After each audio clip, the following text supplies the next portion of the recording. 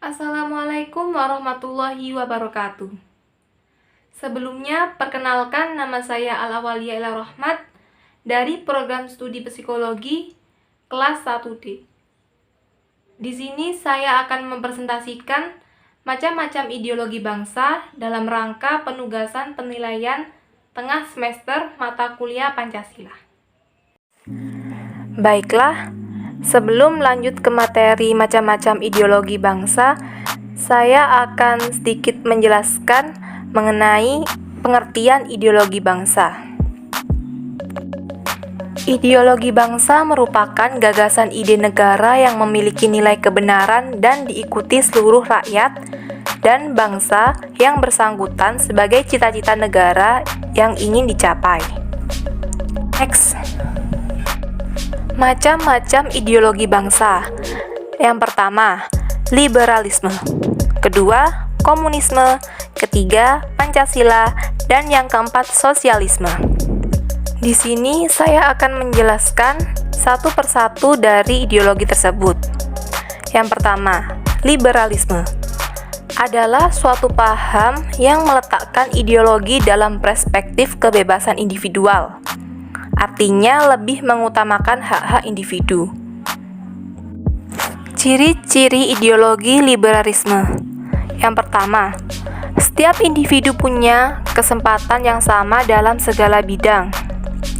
Yang kedua, setiap individu mendapatkan perlakuan yang sama.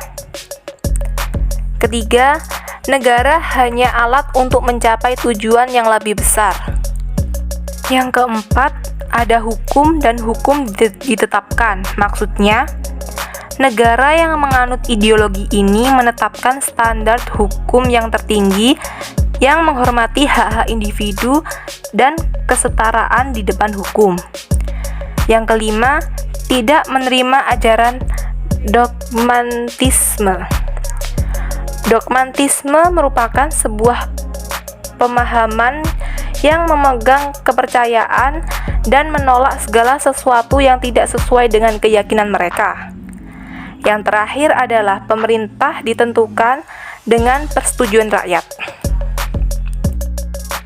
Ideologi bangsa yang kedua yakni komunisme. Komunisme merupakan ideologi yang menekankan kepemilikan bersama atas alat-alat dalam produksi, seperti modal, tenaga kerja, dan tanah, dengan tujuan menciptakan masyarakat yang makmur, masyarakat komunis tanpa kelas dan masyarakat yang sama. Ciri-ciri ideologi komunisme. Yang pertama, ajaran komunisme tidak mengimani adanya Tuhan dan bersifat ateis. Kedua, sifatnya kurang menghargai manusia sebagai individu, dengan tidak memperbolehkan ia menguasai alat-alat produksi. Ketiga, komunis menggunakan sistem politik satu partai, yaitu Partai Komunis. Keempat, paham ini tidak adanya negara dan hukum, karena semua itu tidak diberlakukan. Kelima, komunis menggunakan teori perjuangan atau pertentangan kelas, seperti proletariat dalam melawan kapitalis dan tuan tanah. Yang terakhir, pada sistem kapitalis, setiap perubahannya dicapai dengan cara revolusi. Revolusi terus-menerus hingga ke seluruh dunia. Ideologi bangsa yang ketiga yakni Pancasila. Pancasila adalah ideologi yang dianut bangsa Indonesia yang berdasar pada prinsip-prinsip pemikiran atau filsafat bangsa yakni Pancasila yang termaktub dalam pembukaan Undang-Undang Dasar 1945 sebagai pedoman yuridis konstitusional pelaksanaan negara guna mencapai cita-cita dan nilai-nilai yang terkandung di dalamnya. Ciri-ciri ideologi Pancasila berasal dari falsafah masyarakat. Maksudnya, Pancasila adalah ideologi yang mempunyai pandangan hidup atau idealisme, tujuan, dan cita-cita masyarakat Indonesia yang berasal dari kekayaan rohani, moral, dan budaya masyarakat sendiri. Berdasar ketuhanan yang Maha Esa. Dengan mempercayai ketuhanan yang Maha Esa, ideologi Pancasila melarang adanya paham ateis di Indonesia. Selanjutnya, demokratis. Demokratis sendiri berarti bahwa pemerintahan Indonesia memiliki sifat demokrasi. Dengan begitu, negara yang berdemokratis harus tetap meletakkan kekuasaan tertinggi di tangan rakyat. Selanjutnya, berdasar hukum. Negara hukum bisa diartikan sebagai negara yang penyelenggaraan kekuasaannya pemerintah berdasar pada hukum dan bertujuan untuk menjalankan ketertiban hukum. Kreatif dan dinamis. Maksudnya, ideologi ini mempunyai tekad untuk secara kreatif dan dinamis mencapai tujuan nasional. Selanjutnya, berdasar pengalaman sejarah bangsa. Terbentuk dari isi pikiran rakyat. Maksudnya, Pancasila terbentuk atas keinginan bangsa Indonesia sendiri tanpa campur tangan atau paksaan dari sekelompok atau pihak manapun yang berkuasa. Isinya tidak operasional. Nilai Pancasila yang tidak operasional bukan berarti bahwa nilai-nilai tersebut tidak bisa ditetapkan. Sifatnya yang tidak operasional justru memungkinkan Pancasila untuk bisa diuraikan secara lebih eksplisit sesuai dengan kebutuhan. Menginspirasi rakyat. Pancasila dapat menginspirasi masyarakat untuk bertanggung jawab sesuai dengan nilai-nilai yang terkandung dalam Pancasila. Menghargai keberagaman. Dalam sila ketiga Pancasila, disebutkan dengan jelas bahwa Indonesia menjunjung tinggi nilai persatuan.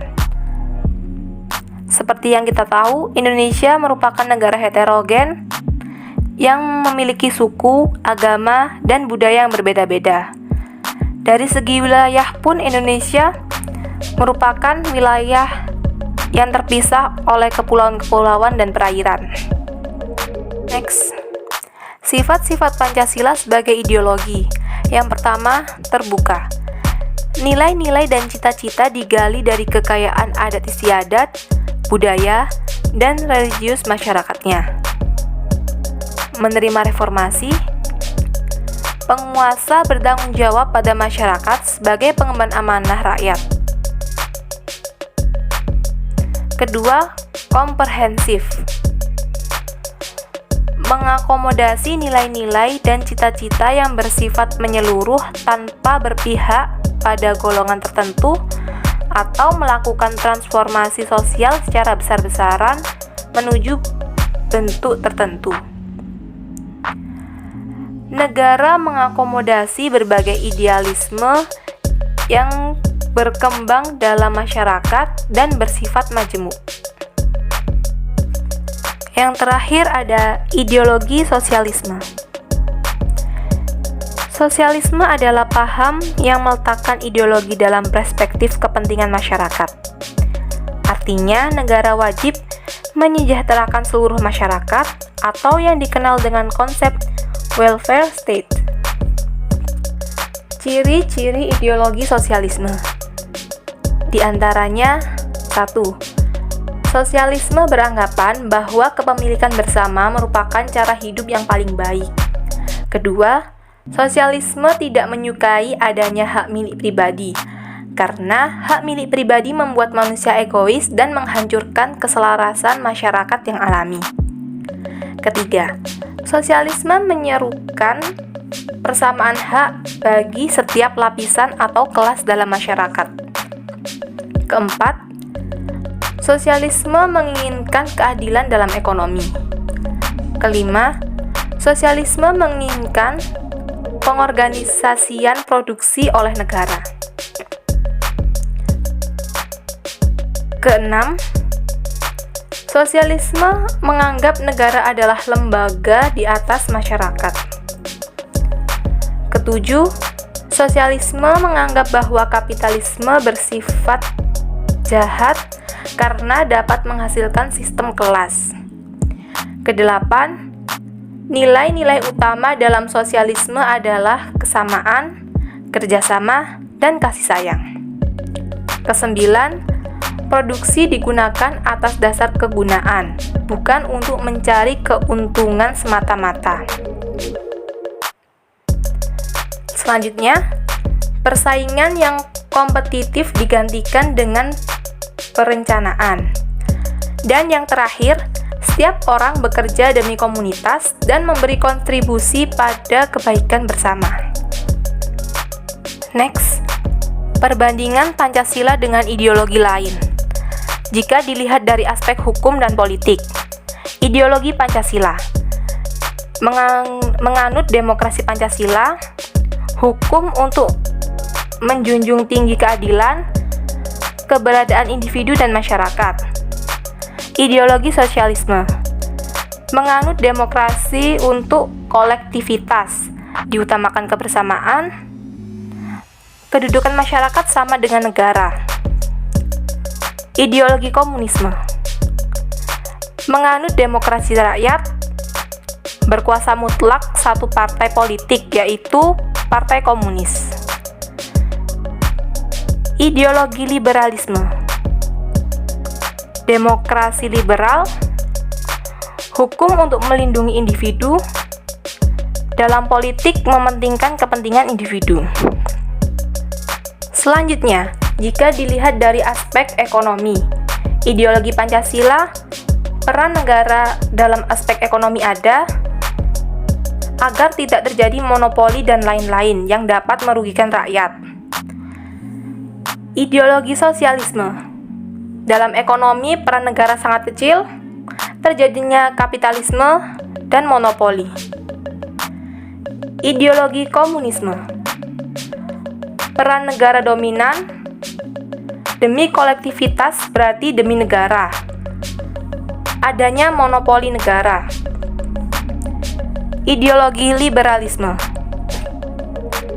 dalam aspek ekonomi peran negara kecil, peran swasta mendominasi, adanya kapitalisme, monopoli, dan persaingan bebas. Next, aspek agama. Ideologi Pancasila.